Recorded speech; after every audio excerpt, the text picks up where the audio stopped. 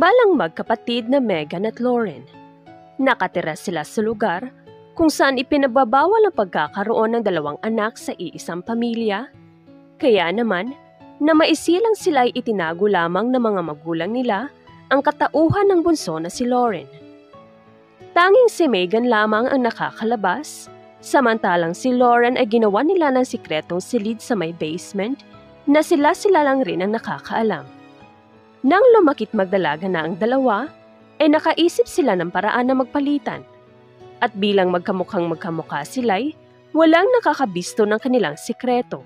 Kung minsan si Lauren ang lalabas, minsan naman si Megan. Lauren, wag mo na muna akong palitan mamaya ha. May program kasi sa school. I want to be there. Usal ni Megan. Ano bang klaseng program yan, Megan? Gusto ko din sana makita. I-video ko na lang mamaya para pag uwi ko, makita mo. Nakangiti nitong sabi. Sounds good. Hihintayin na lang kita mamaya dito. Food is ready! Nakangiting sambit ng kanilang ina habang dala-dala ang tray ng pagkain. Amoy pala ang ulam na. Asus, binubola mo na naman ako, Lauren, ha? Mabuti pa ay kumain na lang muna tayo. But, how about daddy? Tumawag ang daddy niyo sa akin. Medyo malilito siya nung uwi kaya mauna na lang muna tayong kumain sa kanya. Mom? Pwede po bang lumabas ako mamaya? May program po kasi sa school and all college students are invited. Wika ni Megan. How long will it take ba? Huwag masyadong magpagabi dahil delikado na sa daan ngayon, anak. Alam mo naman, nag-iingat lang kami. I will, Mom. Susundin naman din ako ni Miggy mamaya, kaya wag na po kayo mag-alala. Make sure ihatid ka din ni Miggy mamaya, ha? Opo naman, Mommy. Kilala niyo naman po si Miggy. Tsaka, as always, safe po ako kapag siya ang kasama ko. Nakangiti nitong sabi. Lagi ko naman ding sinasabi na kung ano man ang relasyon niyo ni Miggy ngayon, sana wag kayong lumagpas sa limits. Treasure yourself, anak. Dahil iyan lang ang tanging maipagmamalaki mo sa magiging asawa mo in the near future. Nakatatak na po yan sa malaki kong forehead, Mom. Nire-respeto niya naman po ako. At hindi siya tulad ng ibang guys na tinitake advantage ng weakness ng isang babae. Pagputol ni Lauren sa usapan. OP na ako. Hindi na ako makarelate sa usapan yung yan, ha? Pabiro nitong usal. Don't worry, sis. Makikita mo rin ang para sa'yo. Paano ko naman makikita? Lagi na lang akong nasa loob ng bahay. Natatawa niyang sabi. Asus, huwag mong pangunahan ang plano ni God for you. Kumain na nga tayo at baka tuluyan ng lumambig itong sabaw. Nagdasal na muna sila't kumain. Pagkatapos ng kanilang hapunan, ay pumasok na si Megan sa kanyang silid upang mag-ayos dahil maya-maya lamang ay darating na ang kanyang boyfriend. Nasa may bintana lang nakamasid si Lauren habang nag-uusap ang tatlo. Masaya siya para sa kakambal dahil sa wakas ay nakita ni nito ang lalaking para sa kanya. Ngunit ang tanong niya sa sarili ay kailan niya naman kaya makikita ang lalaking para din sa kanya. Natigil siya sa pag-iisip nang umigham ang kanyang ina habang nakangiting nakatitig sa kanya. At ano naman ang sinisilip mo dyan, anak? Nothing, Mom. I'm just happy. Megan already found her forever. Ako din, anak. Pero bago niya pa natagpuan si Miggy, dumanas muna ang kakambal mo ng maraming heartbreaks. Kaya nga sabi nila, dadaan ka muna sa masakit na pagmamahal bago mo makita ang taong para sa'yo. Failed relationship leads you to the right person, ika nga. Oh, that's very cute, Mom. I just hope hindi ako tumandang dalaga na nakakulong na lang lagi sa bahay at hihintayin kung kailan makikipagpalit si Megan. Wika nito na siyang ikinatawa nilang dalawa. Paano ba naman kasi? Rule natin yan dito. It just happened na naging doble kayo sa loob ng tiyan ko, kaya ayan. We need to make smart decision para walang ni isa sa inyo ang malayo sa amin. Hay, tiis-tiis na lang muna ikaw, ha? Go to your room na at matulog ka na. Okay, Mom. Hihintayin niyo po ba si Dad? Oo, he's on his way na daw kaya magsasabay na kami papuntang taas. Good night, Mommy. Good night, anak. Love you. Agad namang bumaba ang dalaga at pumasok na sa kanyang silid sa kanilakang pinto. Ibinagsak niya agad ang katawan sa higaan sa katuluyan ng nakatulog.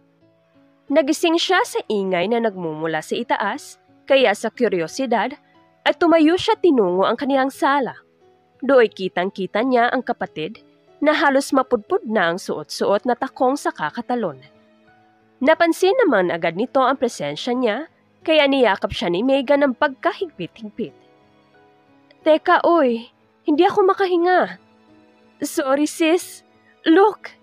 Masaya nitong sabi, sabay pakita sa singsing na nasa kanyang daliri.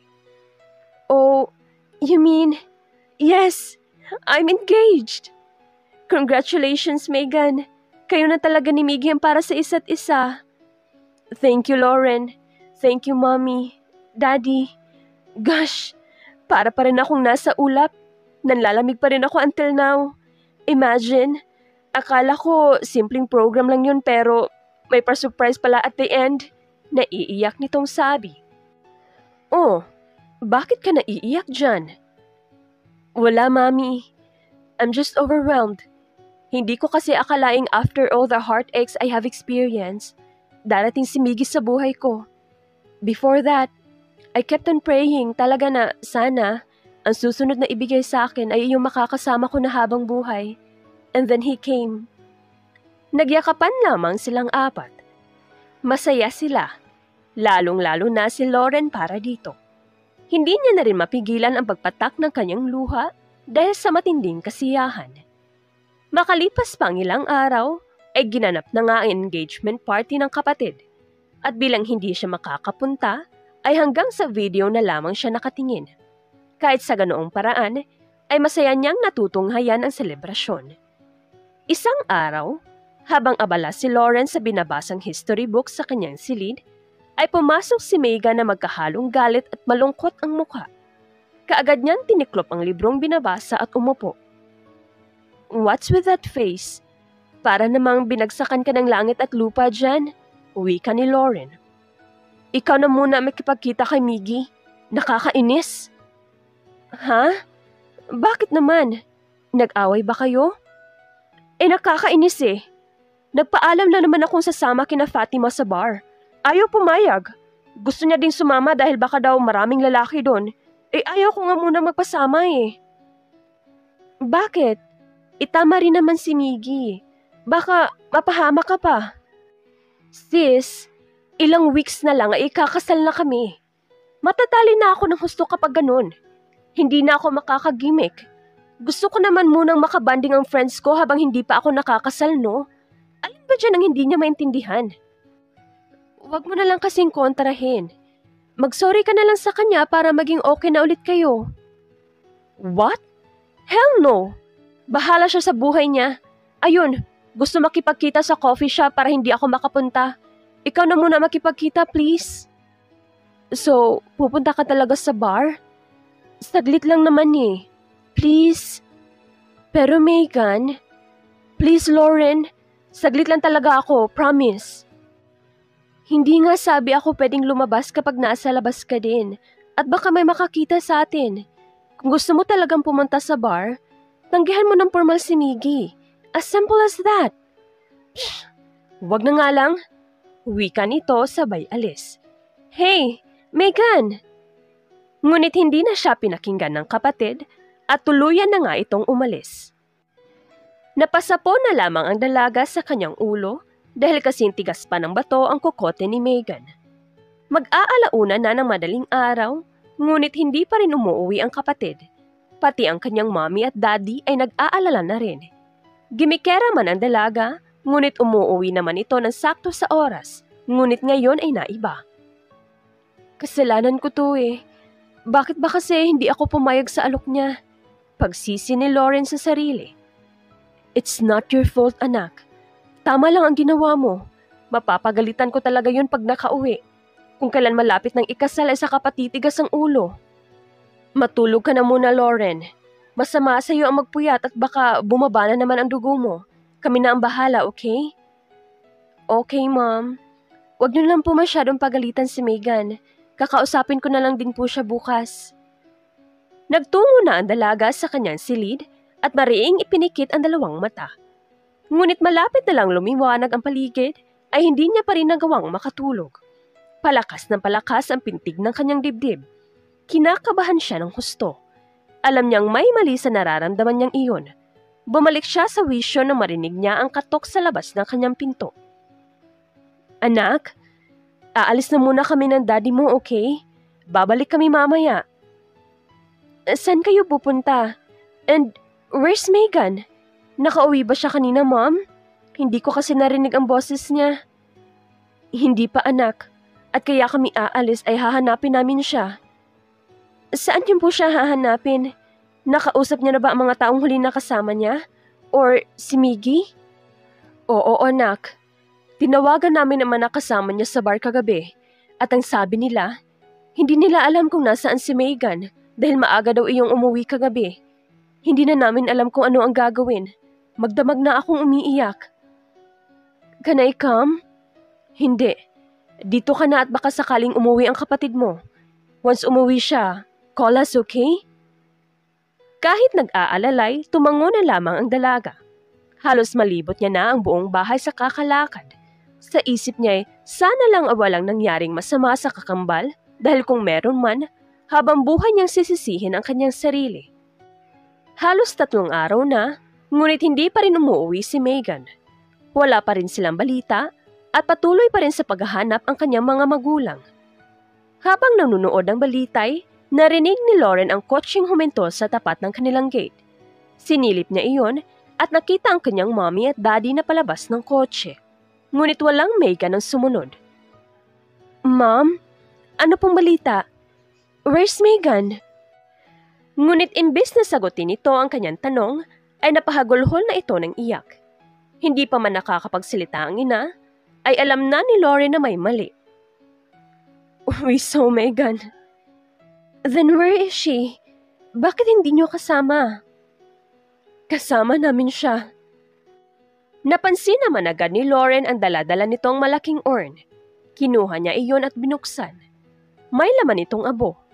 Para nagets niya na agad ang nangyayari kaya napahagulhol na din siya ng iyak. We saw her yesterday. Kaya pala walang nakakita. Dahil pumasok sa liblib ang kotse niya. Halos hindi na namin siya nakilala ng daddy mo. Then why did you cremate her body? Bakit hindi kayo nagpatulong sa otoridad? Kasi hindi naman pwedeng gawin yun. Once we confirm that Megan is dead, hindi ka na makakalabas, anak. Alam mo ang patakaran dito. You and Megan have only one birth certificate at katauhan ng kakambal mo ang dala-dala niyong dalawa. I know it's very unfair to Megan, pero hindi kami pwedeng madesisyon ng hindi ka kinoconsider. That's why we've decided to cremate her body. Sana dinala niyo po sa ospital. Ginawa namin, pero patay na talaga siya. 3 days na. We don't have a choice, anak. Labis kami nasasaktan sa nangyari sa kapatid mo. Labis na sinisi ni Lauren ang sarili sa pagkamatay ng kanyang kakambal. Ilang araw din siyang nagkulong sa kwarto. Tila ba'y nawala ang malaking parte ng katauhan niya.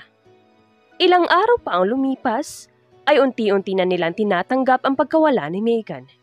Masakit man para sa pamilya nila ang nangyari, ngunit hindi pwedeng araw-araw na lang silang nagkukulong na animoy mga makasalanang tao na natatakot magpakita. Dahil sa nangyari, nagkasakit ng kanyang ina. Hindi na kasi ito kumakain at lagi na lang nakakulong sa kwarto. Matinding dagok ang kanilang naranasan. Nawalan din ng trabaho ang ama niya, kaya tanging ang savings nila sa bangko ang kanilang ginagamit na paubos na din. Nabaon sila sa utang sa madaling sabi.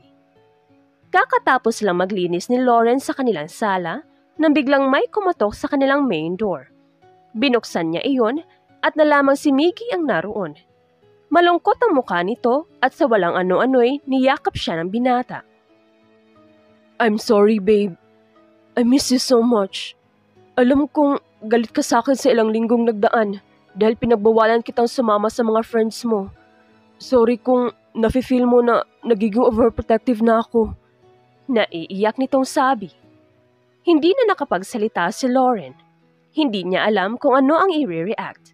Sasabihin ba niya ang totoo o hindi? Natigil siya sa isiping iyon na magsalita ang kanyang ama.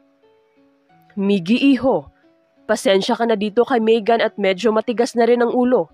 Pinagsabihan ko na yan. Wika nito. Thank you, Tito. Ilang linggo ko na din po kasing hindi nakakausap itong anak nyo kaya pinuntahan ko na po talaga siya dito personally.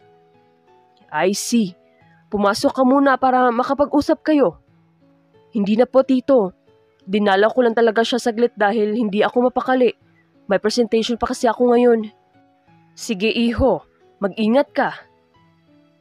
Babe, I'll call you later, okay? Huwag ka na magalit sa akin, please. I love you so much. Wika nito, sabay halik sa noo ng dalaga. Pag-alis ni Miggy, ay agad na kinausap ni Lauren ng ama. Dad, what was that? Bakit mo pinaniwala si Miggy that I am his fiancé? So ano ang gusto mong gawin ko? Tell him na ikaw at si Megan ang magkaibang katauhan? Lauren, you know the rule. What the hell? Kung bakit ba kasi dito tayo nakatira?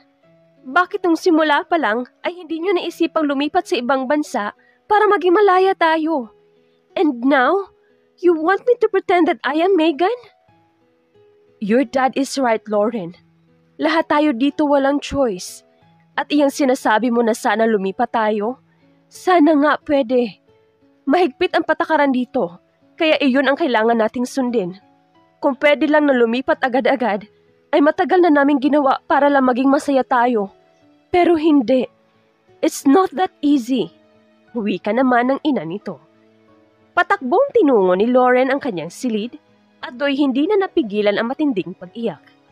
Hindi niya aakalaing aabot siya sa sitwasyong hindi lang siya isang oras magiging Megan, kundi panghabang buhay na. At dahil wala na siyang nagawa, ay unti-unti na niyang tinanggap ang sitwasyon. Nilinis naman nila ang basement at sa kwarto na ni Megan natutulog si Lauren, bilang siya na ang bagong Megan ngayon.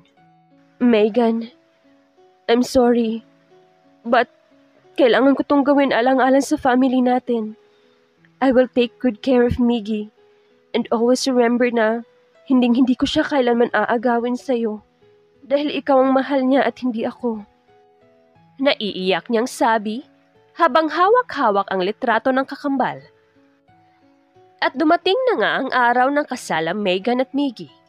Nasa silid lang ang dalaga habang nilalagyan ng makeup ang kanyang mukha. Nang matapos na siya, tinawag na siya ng wedding coordinator para ipaalam na magsisimula na ang seremonya. Isang malalim na buntong hininga ang kanyang pinakawalan saka pa lumabas ng silid. Kasabay ng dahan-dahan niyang paghakbang papunta sa altar ay ang pagtugtog ng paboritong musika ni Megan. Naiyak na siya ng mga sandaling iyon. Sa isip niya ay dapat sana ay si Megan ang nakasuot ng trahe de boda at hindi siya. Pero huli na ang lahat. Kailangan na niyang ipagpatuloy ang nasimulan. Pinahid naman ni Miggy ang mga luha sa kanyang mga mata. Ilang araw matapos ang kanilang kasal, ay sabay na silang lumipad papuntang Canada upang doon mag-honeymoon. Sobrang maalaga ni Miggy. Sweet din ito at napaka-family-minded, bagay na siyang nagpahanga kay Lauren. Hey, do you want to eat something, babe? Wika nito. No thanks, I'm good. Agad naman itong pumwesto sa tabi ng asawa at niyakap mula sa likuran. Pansin ko lang, bakit hindi ko na naririnig ang salitang babe mula sa'yo? Is there something wrong? Nagsisisi ka bang pinakasalan mo ko? No, not that. Wala naman. May iniisip lang kasi ako. Ano ba kasi yan? At bakit parang ilang araw mo na yung dinadala? Pwede bang set aside mo muna yan? Nasa honeymoon tayo, oh. Wika nito na sinabayan pa ng lungkot-lungkutang mukha. Okay, fine po. Ang mabuti pa ay mag-movie marathon na lang kaya tayo. Nang sa ganun, maging joyful ang gabi natin. What do you think? Movie Mara? No. Babe naman. Mas gusto mo pa talaga mag-movie marathon kaysa masolo ako, no? Pabiro niyang sabi. Ano? It's our honeymoon. At bago lang tayong kasal. Ano sa tingin mo ang gagawin ng bagong mag-asawa, Aber? Nalaki ang mga mata ni Lawrence sa narinig. Sobrang lamig ng silid, ngunit pinagpapawisan siya. Halos malunok na din niya ang lahat ng kanyang laway dahil sa kaba. Diyos ko, mahabagin. Ilayo niyo po ako sa temptasyon ngayong gabi. Bulong niya sa sarili habang pinipikit pa ang kanyang mga mata. Muli siya niyakap ni Miggy at akma na sanang hahalikan nang umatras siya at tumayo. Babe, sorry pero may red dots kasi ako ngayon eh. Maybe next time, pagpapalusot nito. Ilang taon din nating hinihintay ang pagkakataong to. I can't wait any longer, babe. You're my wife now. Alam ko naman yun, pero kasi hindi talaga pwede eh. Hanggang kailan ba kasi yan mawawala? 1 week mahigit. What? Ano ba naman yan? Hindi naman natin ma-enjoy ang 2 months vacation natin, no? Isip na lang tayo ng ibang ways para malibang, okay? Just not now, please. Fine, babe. Just tell me lang kung pwede na, ha? Titiisin ko na lang muna tong pananakit ng puson ko. Pabiro niyang sabi. Napatawa na lang din ng bahagya si Lawrence sa sinabi ni Miggy. Nanood na lang sila ng movie buong gabi hanggang sa tuluyan na nga silang nakatulog habang hindi pa natatapos ang kanilang pinapanood. Nagising si Lauren na makaramdam siya na parang binubuhat ang kanyang buong katawan kaya dahan-dahan niyang iminulat ang kanyang mga mata at nakita niyang binubuhat nga siya ni Miggy papunta sa silid. Titig na titig lang siya sa kagwapuhang taglay nito. Nang mailapag na siya sa kama, ay nagpanggap na lamang siyang tulog. Kinumutan naman siya ni Miggy. Saka pa ito tumabi sa kanya at hinilikan muli ang kanyang noo. Nagigilty siya. Sa isipan niya ay, hindi deserve ni Miggy ang kasinungalingang hatid niya. Sasabihin niya din ito ang totoo. Ngunit hahanap muna siya ng tamang tiyempo. Kinabukasan ay nagising siya sa pagpapaulan ni Miggy ng halik sa kanyang muka. Nakangiti ito habang pinaglalaruan ang kanyang buhok. Babe, hindi pa ako naghihilamos sa nagtutoothbrush. Wika ni Lauren sa inaantok pang boses. True love's kiss yan, babe. Ibig sabihin, mahal pa rin kita kahit ilang araw ka pang hindi naliligo. Talaga lang ha? Ano kaya kung isang linggo akong di maligo ano? Tas ipapaamoy ko sa'yo ang kilikili ko everyday. Sure. Wala rin namang mababago. Except na lang sa amoy mo. Wika nito na sinabayan pa ng malakas na pagtawa. Ang sama mo talaga sa akin. Joke lang. Itong misis ko talaga hindi mabiro. Anyway babe, may napasin lang ako. Parang humaba yata ang buhok mo. Tas wala na rin kulay ang fingernails mo. Kasi tinanggal ko na. Bala ko kasi sana magpamani and pedi kaso nasa bakasyon pa tayo kaya pag-uwi na lang. Pagpapalusot niya. Ganun ba? Kasi dati hindi ka talaga natatahimik kapag walang kulay ang nails mo. You even mentioned pa nga na mawala na ang lahat, wag lang ang kulay niyan. I changed my style. Maybe. Kasi minsan nakikita ko, may color ang nails mo. Minsan naman wala. Minsan naman mahaba ang buhok mo. Minsan naman wala. Ay, ang gulo. Gumagamit kasi ako ng hair extensions minsan kaya humahaba. Ngayon, real hair ko na talaga to. Humaba lang. Maliligo na muna ako, babe ah. Sige, sure. Pagkatapos mong maligo, proceed ka na sa kitchen at may niluto na akong pagkain for the 2 of us. Tumango naman si Lauren at nagbigay pa ng isang pilit na ngiti. Pagpasok niya sa banyo, ay kaagad siya naghilamos at patuloy na tinitingnan ang sariling refleksyon sa salamin. I'm sorry, Megan. Wika niya sa sarili. Ilang minuto pa siya sa loob nang marinig niya ang pagkatok ni Miggy. Babe, are you alright? Almost 15 minutes ka na dyan sa loob. May problema ba? Gusto mo bang bilhan kita ng pads? No babe. Patapos na rin ako. Lalabas na ako later. Are you sure? Yes babe. Thank you. Muli niyang sinulyapan ang sarili, saka pa lumabas ng banyo. Nagbihit na siya at dumiretso na sa kusina upang kumain. Manghang-mangha pa siya na makita mga paborito niyang pagkain ang nandoon sa mesa. Marahil natandaan pa nga ni Miggy ang nasabi niya noong nakipagpalit si Megan sa kanya. Napangiti siya ng bahagya. Natatawang pinagmamasdan ni Miggy ang kumakaing asawa. Sinadya niya talagang lutuin ang lahat ng paborito nito dahil alam niyang malakas itong kumain. Natatawa pa rin talaga ako sa iyo, babe, until now. Wika niya. Bakit naman? Ang lakas mo kasing kumain eh. Ang liit-liit mong babae pero ang lakas mo kumain. Napakabuli mo talaga. You know what? Mas natutuwa pa ako nakikita kang takam na takam ka sa mga pagkain. Kasi minsan kapag niluluto ko yan, di mo kinakain eh. Naiisip ko na lang tuloy na baka panapanahon lang ng hilig mo dyan. Talaga ba? Hindi ko kinakain? Oo kaya.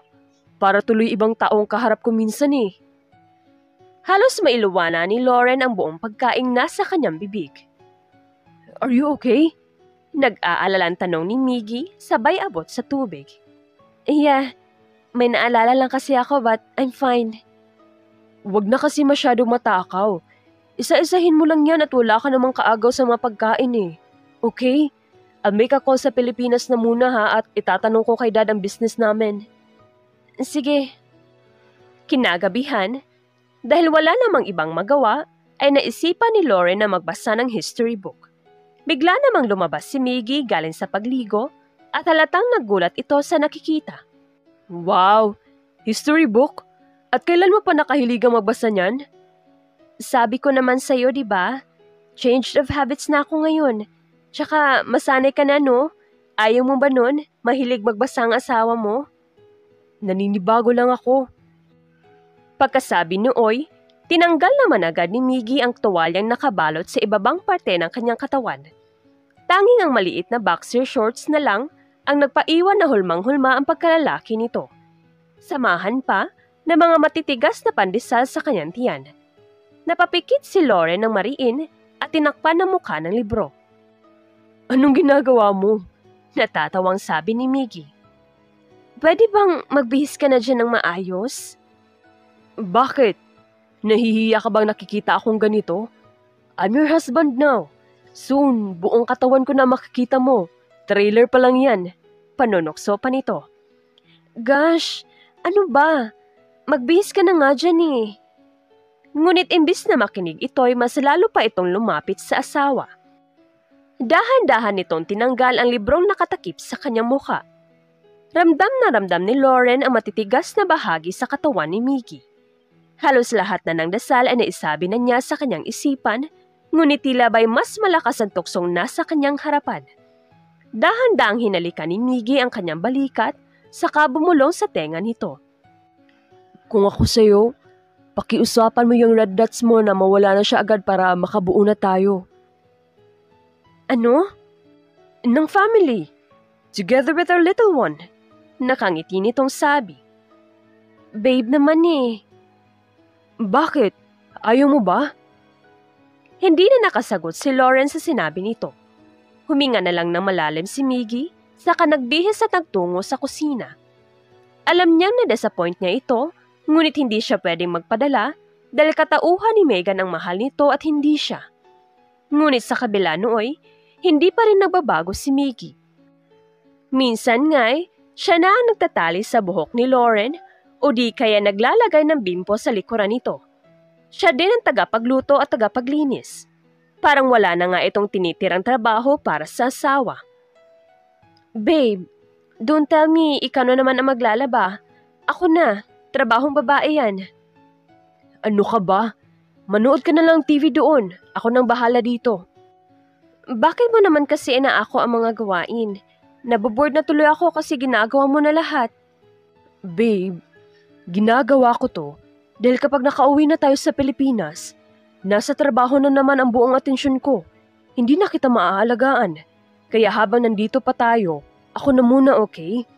Besides, kapag may baby na tayo soonest, mapapagod at mapupuyat ka na. Kaya hayaan mo na muna ako. Huwag nang makulit. Nakangiti nitong sabi. Ngumiti na lamang si Lauren. Hindi niya alam kung ano ang pumasok sa isip niya, ngunit bigla niya na lamang niyakap si Miggy. Bumalik siya sa wisyo at akma na sanang babawiin ang pagkakayakap nang hatakin siya ni Miggy at siniin ng halik sa kanyang mga labi. Nalaki ang kanyang mga mata. Gusto niyang itulak si Miggy, ngunit hindi niya nagawa. Pumikit na lamang din siya at unti-unting tinutugon ang mga halik nito. Kung paano sila napunta sa kama ay hindi na nila namalayan. Basta ang alam lang ni Lauren, parehas na silang walang suot-suot na mga sandaling iyon. "No more red dots, babe?" Mahina nitong sabi. "No more," sagot niya naman dito. Napangiwi siya sa sakit nang tuluyan ng pasukin ni Miggy ang kanyang pagkababae. Sa mga sandaling iyon, ay may parte sa isip niya ang nagsasabing mali iyon, ngunit may parte din na nagsasabing hindi. Wala siyang pinakinggan sa mga maliliit na boses sa kanyang isipan. Bagkus, ay sinunod niya ang sariling kagustuhan. At ang ipaubaya kay Miggy ang sarili ay hindi niya pinagsisihan. Pagkatapos ay kapwa na sila nahiga sa kama. Maya-maya pa ay nagsalita si Miggy. "Iba ang way ng paghalik mo today, babe, ha?" "What do you mean iba?" "Iba. Parang new. Parang kakahalik mo pa lang. But I don't mind. I love you so much. You know that."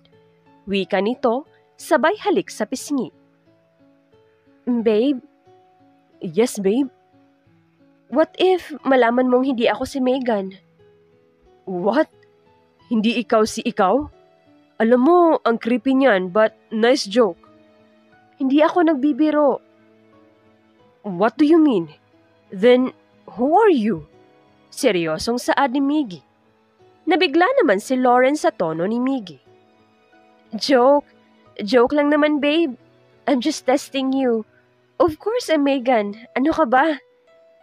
"I see. Babalawan ko na muna ang mga labahin natin, ha? Diyan ka na muna." Napahinga ng pagkalalim-lalim si Lauren. Kinuha naman niya ang mga damit na nagkalat sa sahig saka nagbihis. Makalipas pang ilang araw, ay unti-unti na ngang nahuhulog ang loob ni Lauren kay Miggy, bagay na kanyang kinatatakutan. Hindi pa man niya nasasabi ang katotohanan dito, pero nahulog na siya. Hindi niya na alam kung ano tuloy ang gagawin. Nasa may terrace lang si Lauren habang pinagmamasdan ng mga sasakyang nagdaraan. Walang emosyon ang kanyang muka. Nandoon ang kanyang pisikal na anyo, pero absent ang kanyang panloob. "Hi babe, good morning." Bati ni Miggy, sabay halik sa pisngi. "Good morning. How's your sleep?" "Napasarap masyado. Ikaw, bakit ang aga mo naman yatang nagising? Did you sleep well?" "Oo naman. Gusto ko din kasing maranasang ipaghanda ka ng breakfast bago tayo umuwi ng Pilipinas." "Talaga ba? Ang sweet naman talaga ng asawa ko, oh. Oo nga pala, no? 1 month mahigit na tayo dito sa Canada. Ang dali lang ng panahon." "Oo nga eh. Mamimiss kita." "Paano mo naman ako mamimiss? Eh kahit umuwi na tayo sa Pilipinas, nasa iisang bahay na tayo." I mean, kapag nasa trabaho ka, syempre, nasanay na akong katabi ka lagi at kausap." "Asus, ay ikaw at ikaw pa rin naman ang inuuwian ko eh. I love you, babe. Sana wag mo nang ibalik ang attitude mong masungit, ha? Hindi ko talaga gusto yun." "Ako? Masungit?" "Oo. Madalas iyon ang nagiging dahilan ng pag-aaway natin. Just like noong last away natin. Napakababaw lang talaga." Agad na sumagi sa isip ni Lauren ang kakambal na si Megan at kung ano ba talaga ang huling pinag-awayan ng dalawa. "Ano nga ulit ang pinag-awayan natin noon?" "Really? Nakalimutan mo?" "Well, sabi ko lang naman na mas gusto ko pa iyong matakaw, madaldal, makulit at mabait na ikaw kaysa magsusungit ka lagi. Minsan nga, nagmamaldita ka nang wala sa lugar. Nagalit ka kaagad nun eh. Bakit nga ba?" "Hindi ko rin alam. Kumain na muna tayo. Hinintay lang talaga kitang magising. Let's go?" Pagkatapos nilang kumain, ay pumanhik naman si Miggy sa isa pang silid kung saan nandoon ang kanyang pang-ehersisyong kagamitan, habang si Lauren ay bumalik din sa terrace. Nang matapos na si Miggy sa kanyang daily exercise routine, ay plano niya sanang gulatin ng asawa. Ngunit natigil siya nang marinig niyang may kausap ito sa cellphone. Dad, hindi ko na po kaya magpanggap. I can't live Megan's life. Nakukonsensya na po ako sa pagsisinungaling ko. Pagsisinungaling? Kunot noong wika ni Miggy. Aksidenteng naitapon ni Lauren ang hawak-hawak na cellphone sa gulat. What do you mean by you can't live Megan's life? Muli nitong sambit. Miggy. If you're not Megan, then who are you? Sino ang babaeng halos 2 buwan kong nakasama? Sino ang babaeng pinakasalan ko? Galit nitong usal. Hear me out, please. Magpapaliwanag ako. Naiiyak nitong sabi. So totoo nga, you are not Megan. Nasaan siya? At sino ka? Kinuwento at sinabi naman agad ni Lauren ang kwento sa pagitan nilang dalawa ni Megan at kung bakit siya nagpanggap. Halos masuntok na ni Miggy ang mesa dahil sa galit. Sorry, hindi ko to plinano. Talagang wala na lang talaga akong choice, Miggy. May choice ka. Choice mo sabihin sa akin ang katotohanan simula pa lang pero hindi mo ginawa. Tell me, kung hindi pa kita nahuli sa akto, sasabihin mo ba sa akin ang totoo o magpapanggap ka lang habang buhay? Planano ko nang sabihin sa iyo ang totoo, pero hindi ako makatsyempo. Kasi sa araw-araw na nakakasama kita, nahuhulog na ang loob ko sa iyo. Para na akong baliw kakahingi ng sorry kay Megan. Kasi na-in love na ako sa'yo na dapat sana hindi ko nararamdaman. Pack your things. Ipapakulong mo ba ako? Knowing sinabi ko na sa'yo ang sikreto ng pamilya namin. Tatanggapin ko. I don't know. Hindi ko alam. Just pack your things up. Uuwi na tayo ng Pilipinas. But magkaibang schedules natin. Ayaw na muna kita makita at makasama. Napahaguluhol na nga ng iyak si Lauren. Alam niya nasusuklam na si Miggy sa kanya. Dali-dali naman siyang kinuhaan ng tiket ni Miggy pa uwi, kaya bumahi na siya agad. Pagdating sa Pilipinas, ay dumiretso na siya sa kanilang bahay. Gulat man ang kanyang ina, ngunit niyakap niya na lang ng mahigpit ang umiiyak na anak. Umiiyak ka ba dahil nalaman niya na ang totoo? O dahil nahuhulog ka na din sa kanya? Uwi ka ng kanyang ina. Mom, I'm sorry. Hindi ko sinasadyang mahulog kay Miggy. Akala ko sobrang dali lang ang magpanggap pero hindi pala. Sorry din kasi nasabi ko sa kanya ang tungkol sa aming dalawa ni Megan. Don't blame yourself, okay? Kami ang dapat na humingin ng tawad sa'yo dahil hindi ka namin binigyan ng choice para mamili. Iniisip lang din kasi namin ang kapakanan mo, anak. Alam ko naman po yun. Pinaintindi naman po ni Daddy sa akin lahat. Magpahinga ka na muna at ipagluluto na muna kita ng pagkain, okay? Agad na pumasok si Lauren sa dating silid ni Megan. Kinuha niya ang litrato ng kapatid at patuloy pa din sa paghingi ng tawad. Maya-maya pa ay nakuha ang kanyang atensyon sa isang kwadernong kulay berde na nasa ibabaw ng aparador. Kinuha niya iyon at nalamang diary pala iyon ni Megan. Sa kuryosidad ay binasa niya ang pinakahuling pahina. Dear Diary, it's me again, Megan. Galit ako ngayon. Kung kailan ako na-engaged, ay saka ko pa nalaman ang totoo. My fiancé, Miggy isn't in love with me, pero sa kakambal kong si Lauren. I was shocked when he told me na mas gusto niya ang mabait, madaldal, matakaw na ako, which is hindi ako, kundi si Lauren. After all this time, naglolokohan lang pala kami o sa madaling sabi, niloloko ko lang pala ang sarili ko.